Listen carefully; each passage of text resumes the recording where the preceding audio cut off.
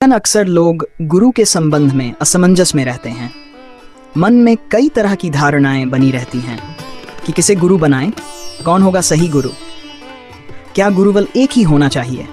इन्हीं अनुत्तरित प्रश्नों के भंवर में उलझकर हम सच्चे समर्थ सद्गुरु की तलाश में भटक जाते हैं और कई बार किसी गलत व्यक्ति को गुरु मानकर अपने अनमोल जीवन को तहस नहस। तो आइए आज हम सब मिलकर गुरु के संबंध में उन सभी गूढ़ तथ्यों पर गहराई से विचार करते हैं। सबसे पहली और महत्वपूर्ण बात यह है कि कोई भी गुरु गलत नहीं होता।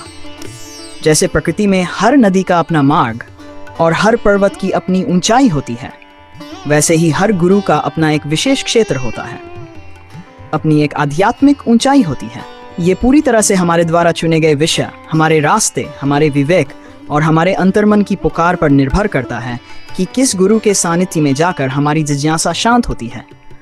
जैसे मरुस्थल में भटकते राही को प्यास बुझाने के लिए जल की तलाश होती है, वैसे ही हमारी आत्मिक प्यास जिस घाट पर बुझे वही हमारे लिए उपयुक्त मार्गदर्शक है।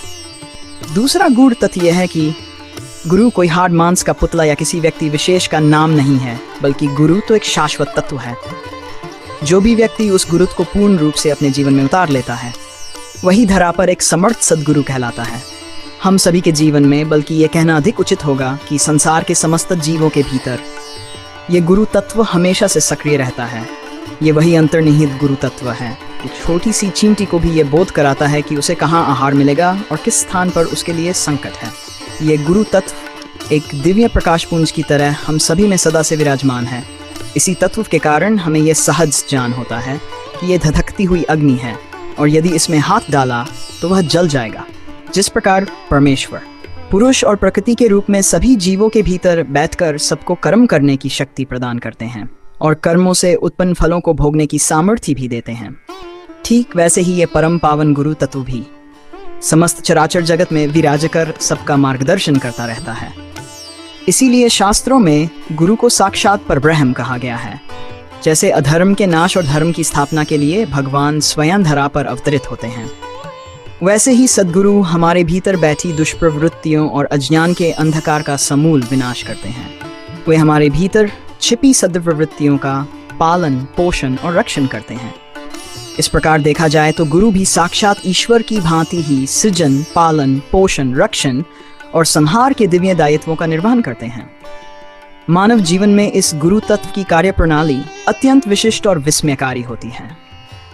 इस हाट बाजार रूपी संसार में हमारी पहली गुरु हमारी माता होती हैं, जो हमें जीवन की वर्णमाला सिखाती है। इसके बाद पिता, चाचा, मामा और बड़े भाई, ये सभी हमारे जीवन में गुरु के आदरणीय स्थान पर प्रतिष्ठित होते हैं। इसके अतिरिक्त हमारी पाठशाला में कहरा सिखाने वाले प्राथमिक विद्यालय के गुरु, फिर उच्च विद्यालय के शिक्षक, तत्पश्चात महाविद्यालय के प्राध्यापक और अंत में किसी विशेष अनुसंधान के लिए हमारे मार्गदर्शक अलग अलग होते हैं। यदि हम आज के युग में यह हट करें कि संसार की संपूर्ण विद्याएं और शिक्षाएं एक ही गुरु से ग्रहण कर ली जाएं, तो यह सर्वथा असंभव होगा।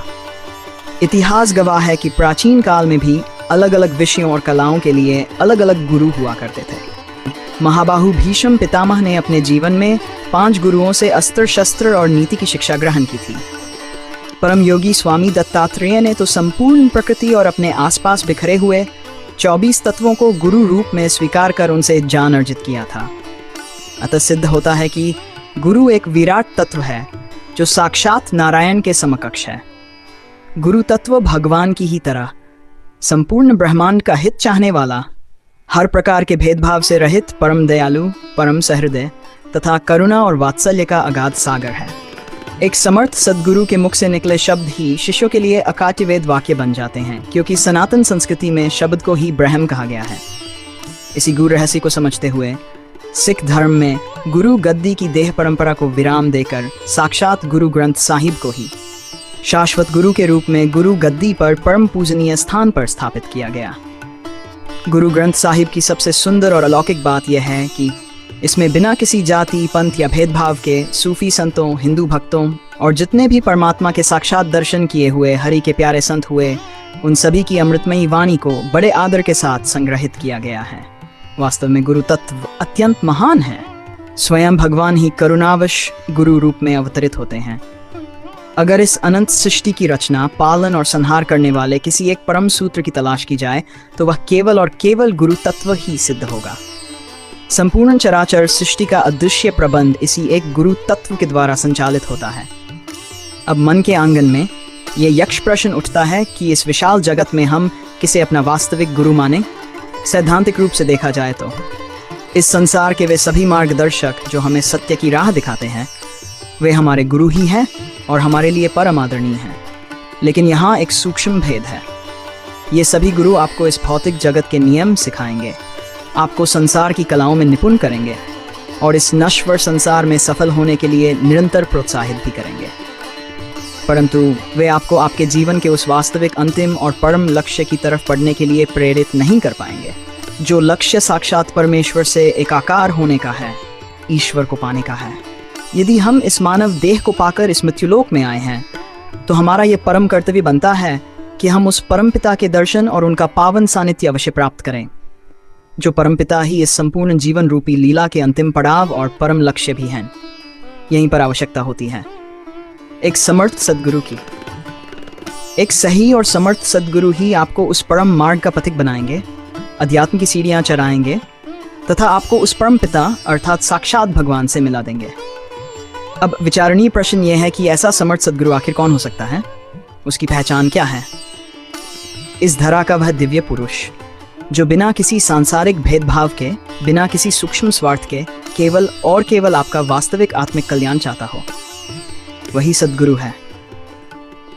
जिन्होंने स्वयं अपनी आंखों से भगवान के साक्षात दर्शन कर लिए हों और जो परमात्मा के दिव्य गुणों से पूरी तरह ओतप्रोत हो चुके हों, अर्थात जिनमें दैवीय ऐश्वर्य, अगाध करुणा, परम शांति, चल प्रेम, अखंड आनंद, संसार से पूर्ण अनासक्ति और संभाव कूट कूट कर भरा हो, जो जीव मात्र पर दया करने वाले हों और भगवान की ही तरह सर्वव्यापी, सर्वजीन तथा सबके हृदय के भीतर चल रही हलचल को जानने वाले अंतर्यामी हों।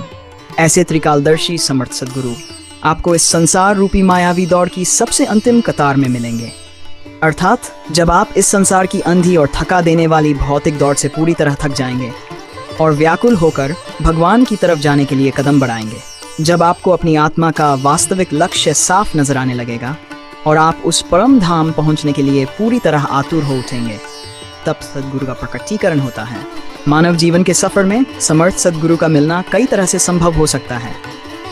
एक मार्ग तो यह है कि आपको प्रारब्धवश कोई ऐसा महापुरुष मिल जाए जो पूर्व में बताए गए सभी दैवीय गुणों से परिपूर्ण हो और आप अपने भीतर के असीम प्रेम, अडिग श्रद्धा, निश्चल भक्ति और पूर्ण विश्वास के साथ उनके चरणों में स्वयं को सर्वस्व समर्पित कर दें। या फिर दूसरा मार्ग यह है कि आपके हृदय के भीतर भगवान से मिलने की शुद्ध प्रेम से सराबोर एक तीव्र और तड़पती हुई प्यास जागृत हो जाए और आप उस परमेश्वर के प्रति पूर्ण रूप से शरणागत हो जाएं। जब आपकी पुकार सच्ची होगी तो स्वयं भगवान आपको दर्शन देंगे और फिर वही आपके कल्याण के लिए आपके सामने गुरु रूप में भी प्रकट हो जाएंगे। इस संदर्भ में संत नामदेव महाराज का प्रसंग अत्यंत प्रेरणादायी है। संत नामदेव जी को भगवान विट्ठल स्वयं साक्षात दर्शन देते थे, उनसे घंटों बातें करते थे और उनके हाथों से भोग भी ग्रहण करते थे। लेकिन इसके बावजूद जब एक बार संतों की सभा में संत गोरा कुम्हार ने उनके सिर पर थाप मारकर उन्हें कच्चा घड़ा कहा तो नामदेव जी भीतर तक तिल मिला गए। वे रोते हुए अपने ठाकुर जी के पास गए और दुखी मन से कहा कि प्रभु, ये संत मंडली मुझे कच्चा कहती है, आप ही मुझे अपनी कृपा से पक्का बना दीजिए ना। तब अंतर्यामी भगवान विट्ठल ने मुस्कुराते हुए उनसे कहा कि नामदेव, ईश्वर दर्शन एक अनुग्रह हो सकता है, परंतु ज्ञान की पूर्णता और परिपक्वता तो केवल गुरु की शरण में जाने से ही मिलती है। इसके बाद भगवान ने उन्हें पश्चिम दिशा की ओर जाने का निर्देश दिया और कहा कि तुम्हारे गुरु तुम्हें वहीं मिलेंगे। और फिर भगवान की आज्ञा पाकर जब नामदेव जी गए तो उन्हें एक अत्यंत अजीब, फकड़ और बाह्य रूप से विक्षिप्त सी स्थिति में संत विठोबा खेचर मिले, जो आगे चलकर उनके समर्थ गुरु बने। इस घटना से यह अकाट्य सत्य प्रमाणित होता है कि जब आप भगवान की अन्य प्रेम भक्ति करेंगे तो ईश्वर के दर्शन का परम सौभाग्य तो आपको अवश्य मिल जाएगा। लेकिन उस आत्मज्ञान की परिपक्वता, स्थिरता और मोक्ष का द्वार गुरु के बिना कभी नहीं खुल सकता। तुलसीदास जी ने भी रामचरितमानस में स्पष्ट लिखा है कि गुरु बिना भवनिधि तरही न कोई, जो बिरंची संकर सम होई। अर्थात भले ही कोई साक्षात ब्रह्मा या भगवान शिव के समान ही समर्थ क्यों न हो, परंतु गुरु की करुणामयी नौका के बिना इस दुस्तर संसार सागर को पार कर पाना सर्वथा असंभव है। आप यहाँ एक और सुंदर रहस्य समझिए। गुरु कोई केवल हाड़ मांस का दृश्य शरीर नहीं है। गुरु तो एक अनंत सर्वव्यापी परम चेतना है। गुरु समय समय पर जगत के कल्याण के लिए केवल शरीर धारण कर लीलाएं करते हैं और अपनी उन लीलाओं के माध्यम से युगों युगों तक तड़पते हुए शिष्यों का मार्गदर्शन करते रहते हैं। यदि गुरु भौतिक रूप से शरीरधारी न भी हों, लेकिन उन्होंने अपने जीवन काल में उस दिव्य गुरु स्वभाव को जी कर दिखाया है, तो उनके द्वारा दिए गए पावन संदेशों का, उनके वचनों का पूरी निष्ठा से पालन करना ही सच्ची गुरु भक्ति है। और जो शिष्य ऐसा करते हैं, उनका मार्गदर्शन गुरुदेव अदृश्य रूप से हमेशा करते हैं। वे अपने शिष्यों के योगक्षेम का वहन स्वयं करते हैं, उनकी हर विपदा से रक्षा करते हैं और उन पर अपने आशीर्वाद की अमृत वर्षा करते रहते हैं। वर्तमान समय में शिरडी के साईं बाबा एक ऐसे ही जागृत और समर्थ सद्गुरु हैं, जो आज भौतिक रूप से अशरीरी होते हुए भी एक साक्षात शरीरधारी सद्गुरु की भांति अपने कोटि कोटि भक्तों का पल पल ख्याल रखते हैं। वे अपने शरणागत भक्तों को जीवन में अप्राप्त सद्गुणों और सुखों की प्राप्ति करा देते हैं तथा जो उन्हें प्राप्त हुआ है उसकी पूर्ण रूप से रक्षा करते हैं। वास्तव में गुरु पूर्ण ब्रह्म स्वरूप होते हैं, जिनमें एक ममतामी माता की अगाध ममता, एक पिता का छत्र छाया जैसा प्यार, एक भाई का संबल, एक सच्चे मित्र का साथ और एक उत्तम मार्गदर्शक का परम प्रेम, ये सब कुछ एक साथ केवल एक ही समर्थ सद्गुरु के भीतर समाहित मिलते हैं। सद्गुरु को सर्वदेवनी कहा गया है। समर्थ सद्गुरु के पावन चरणों में ही ब्रह्मांड के सारे तीर्थ निवास करते हैं। इस सत्य का जीवंत प्रमाण हमें साईं चरित्र में मिलता है।